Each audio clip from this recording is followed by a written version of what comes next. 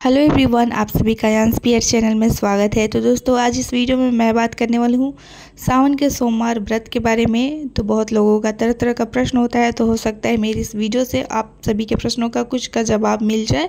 तो मेरी video full watch कर सकते हैं। वीडियो पसंद आएगी तो लाइक से ज़रूर कर दीजिएगा। तो दोस्तों, आज मैं बात करने वाली हूँ सावन के सोमवारी व्रत के बारे में। तो देखिए, हमारी तरफ सबसे पहले मैं आप सभी को क्लियर कर दूं कि जो मेरी तरफ जिस तरीके से किया जाता है, मैं वही आप सभी के साथ शेयर करती हूँ। बाकी आप लोग देख लीजिएगा कि आपकी तरफ किस तरीके से कौन सा विधि किया जाता है, आप उसी को फॉलो करिएगा। बाकी आप अगर मेरे तरफ के होंगे और आपका जो भी आपकी तरफ विधि होता होगा, अगर मेरे से मिलता जुलता होगा, तो आप मेरी विधि को फॉलो कर सकते हैं। तो सावन का जो सोमवार व्रत है, उसे मेरी तरफ ज़्यादातर सोमवारी कहा जाता है। सोमवार व्रत कोई नहीं कहता, सब लोग सोमवारी भूखना कहते हैं, सोमवारी कहते हैं। तो और इसको ज़्यादातर हमारी तरफ कुंवारी लड़कियां करती हैं। कहते हैं कि अच्छा वर पाने के लिए सावन का सोमवारी व्रत प्रत्येक लड़कियां ही करती हैं। हमारी तरफ छोटी से छोटी लड़कियां भी करने लगती हैं ये खुशी से। ऐसा नहीं कि सबको वर पाने के लिए ही करना है, लेकिन वर पाने के लिए नहीं, बस खुशी से शंकर भगवान की पूजा आराधना करती हैं लड़कियाँ। तो देखिए, ये जो व्रत है ना, ज़्यादा कठिन व्रत नहीं है, बहुत ही आसान है, इसलिए सब लोग इसको करते हैं। और शादीशुदा महिलाएं भी करती हैं, बूढ़ी लोग भी करती हैं, मतलब जो माताएं बहनें हैं वो सब लोग करती हैं, लेकिन ज़्यादातर ये कुंवारी लड़कियां ही करती हैं। तो सावन का सोमवार का जो व्रत है, वो ये बहुत ही पावन महीना होता है भगवान शंकर जी का। इस टाइम पे जो लड़कियां अच्छे से पूजा पाठ करती हैं, कहते हैं उन्हें बहुत अच्छा वर मिलता है शंकर भगवान की तरह। तो सबसे पहली चीज़ कि ये जो व्रत है, ये सुबह से शुरू होता है और दोपहर तक, मतलब 12 बजे से पहले, इसमें लगभग 12 बजे से पहले सभी लड़कियां शंकर भगवान को जल डाल के पूजा पाठ अपना कर लेती हैं। और उसके बाद जो उनका उपवास है वो पूरा हो जाता है। उसके बाद फलाहार जैसे शरबत वगैरह, जूस और जो भी फल फ्रूट है, ये सब खा सकती हैं, तो वो लोग खा पी लेती हैं। और फिर रात में भी वही फल फ्रूट, हलवा सिंघाड़े के आटे का बनता है, और वो सब खा के और अगले दिन फिर से शंकर भगवान जी की पूजा करके और फिर जो भी नमक वगैरह खाना, मतलब नमक वाला खाना खा सकते हैं। बाकी दिन भर फलाहार रहता है और यही सब खा सकते हैं। अन्न खाने का इसमें कोई हमारी तरफ ऐसा कुछ नहीं है कि अन्न खाना है। अन्न, किसी भी तरीके का अन्न नहीं खाया जाता है, फलाहार ही रह जाता है। लेकिन यह है कि दोपहर तक पूजा हो जाती है। हाँ, मंदिरों में जैसे भीड़ हो गया या किसी कारणवश पूजा में लेट हो गया, तो एक मतलब दिन का 1 बजे से ज़्यादा हो जाता है। बाकी कोशिश सारी लड़कियों का यही रहता है कि ये पूजा जो है 11-12 बजे से पहले कर दिया जाए। तो इतना बजे सब लोग कर लेती हैं और उसके बाद ये अपना जो पूजा पाठ है वो करके खा पी लेती हैं। तो व्रत का ये नहीं है। अब इसमें क्या करना होता है, देखिए, इसमें कोई ख़ास ऐसा मतलब वो नहीं है, विधि नहीं है इसका। बस यही है कि प्रसाद में देखिए, बता देती हूँ मैं आपको। प्रसाद में जो भी मौसमी फल होता है वो फल ले लिया जाता है अपने श्रद्धा के अनुसार। जिसकी जितनी, मतलब अपने हैसियत के हिसाब से जो भी जुड़े वो फल ले लिया जाता है। और रोली, अक्षत, चंदन चाहिए होता है शंकर भगवान जी की पूजा के लिए। और भांग के पत्ते, या फिर आप सूखा भांग भी ले सकते हैं। और जैसे कलावा वगैरह आप ले सकते हैं वस्त्र रूपी चढ़ाने के लिए, या फिर आप कच्चा सूता भी ले सकते हैं।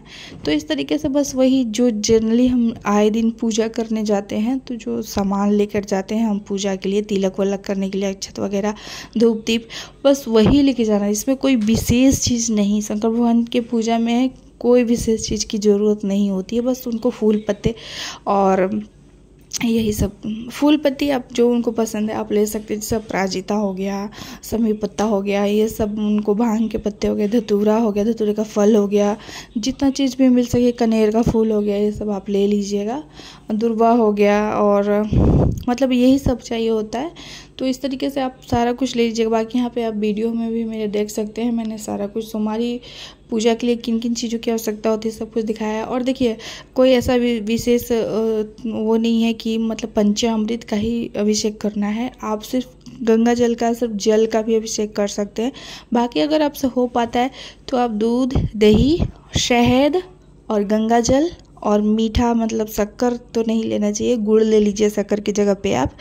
शक्कर बहुत लोग पंचामृत में इस्तेमाल करते हैं, शक्कर का इस्तेमाल बिल्कुल भी नहीं करना चाहिए, आपको गुड़ का इस्तेमाल करना चाहिए। तो पंचामृत स्नान में आप गुड़ का इस्तेमाल करके उस भगवान शंकर जी पर अभिषेक कर सकते हैं। तो ये सारी चीज़ें आपको चाहिए होती है पूजा के लिए। उसके बाद एक प्रश्न और होता है कि शंकर भगवान की पूजा करने के लिए क्या आपको मंदिर जाना ज़रूरी है या फिर अपने घर में कर सकते हैं। तो देखिए, सोमवारी का जो व्रत होता है इसका पूजा आप घर में भी कर सकते हैं। अगर घर में आपके शिवलिंग है तो आप घर में पूजा कर सकते हैं, या फिर आप पार्थिव शिवलिंग बना के भी पूजा कर सकते हैं। मिट्टी के शिवलिंग बना के आप घर में पूजा कर सकते हैं। और अगर आप मंदिर भी जाना चाहते हैं तो और अच्छी बात हुई, आप घर में भी पूजा कर लीजिए, मंदिर में भी पूजा कर लीजिए। लेकिन हाँ, कहीं भी आप उदास मत छोड़िए। जैसे अगर मंदिर नहीं जाते हैं तो कोई बात नहीं, घर में पूजा कर लीजिए। लेकिन अगर आप मंदिर जाने का मन बना रखे हैं तो मंदिर जाते हैं तो घर में भी आपको पूजा कर देनी चाहिए, ठीक है। तो उदास नहीं छोड़ना चाहिए। सावन में शंकर भगवान के शिवलिंग पर जल जरूर ढारना चाहिए। तो ये चीज़ कर लीजिएगा। और अगर आप मंदिर जा रहे हैं तो मैं आपको एक बात कहना चाहूँगी कि आप घर से जल भर के ले जाइए। आप वहीं से जल लेके वहाँ पूजा मत करिए, मंदिर से ही जल लेके मत करिए पूजा। आप घर से जल लेकर जाइए, ये आपके लिए बहुत अच्छा होगा।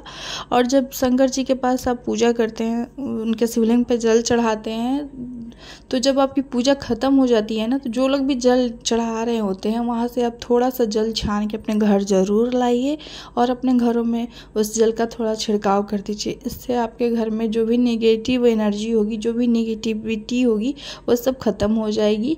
तो ये ज़रूर करना चाहिए। और जो महिलाएं सावन का सोमवार व्रत करती हैं, तो बहुत सारी ऐसी महिलाएं हैं जो 16 सोमवार व्रत भी करना चाहती हैं। तो अगर आप 16 सोमवार व्रत उठाना चाहती हैं तो सावन के जो पहले सोमवार व्रत आ रहा है, आप उसी दिन से आप इस व्रत को उठा सकती हैं। और इस साल जो है लावन वगैरह नहीं लगा है, तो आप अगर पहले से सोमवारी व्रत नहीं भी करती होंगी तो इस बार आप उठा सकती हैं, क्योंकि पहले पहले कोई व्रत उठाने में ये चीज़ देखा जाता है। तो इस बार लावन नहीं लग रहा है तो आप उठा सकती हैं। तो इस बात का आप लोग ध्यान रखिएगा। और एक चीज़ मैं आपको यहाँ पे बताना चाहूँगी कि शंकर भगवान के शिवलिंग पे आपको प्रसाद नहीं चढ़ाना होता है। और जो अगर प्रसाद आपने चढ़ाया है, मतलब देखिए, चढ़ाते हैं अगर जो कुछ भी, तो वो आपको घर वापस लाना नहीं होता है, उसे उठाना नहीं होता है, मतलब उसको खाया पिया नहीं जाता है। जो आपने शिवलिंग पे चढ़ा दिया वो वहीं रहने दीजिए, ठीक है। और अगर आपको प्रसाद वहाँ से उठाना है शंकर भगवान का, तो फिर आप शिवलिंग के नीचे आप चढ़ाइए, मतलब वहाँ साइड में चढ़ाइए। शिवलिंग पर चढ़ा हुआ प्रसाद खाया नहीं जाता है। तो इस बात का ध्यान रखिएगा। बाकी और अगर कोई प्रश्न होता है तो आप मुझे कमेंट जरूर करिएगा। और हाँ, शिवलिंग के गोल चक्कर नहीं लगाते। आप किसी भी मंदिर में जाइएगा तो शिवलिंग के गोल चक्कर, आधी चक्कर लगाई जाती है, तो इस बात का भी ध्यान दीजिएगा।